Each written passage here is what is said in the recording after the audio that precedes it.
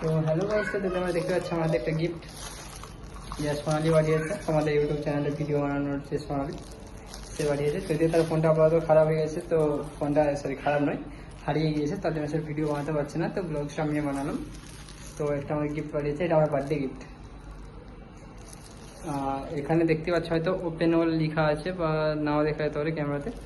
তো আমাকে এই ভিডিওটা বানালাম এই জন্য যে আজকের তারিখে ভিডিওটা বানাচ্ছি দেখে নাও। আর এটা আমাকে ওপেন করতে হবে 6 মাস পর, আমার বার্থডের সময় এটা ওপেন করতে হবে।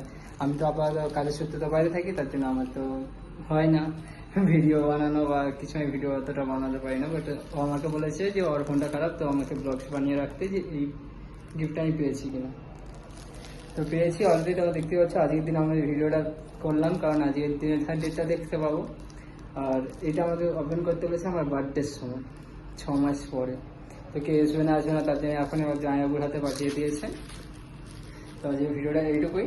তো আমি তোমার গিফটটা তোমাদের দেখিয়ে রাখছি, এই যে ওপেন করবো সেই 6 মাস পর, আমার বার্থডের সময় ওপেন করবো এটা। তো আজকে তোর মতন ভিডিওটা এটাই, টাটা।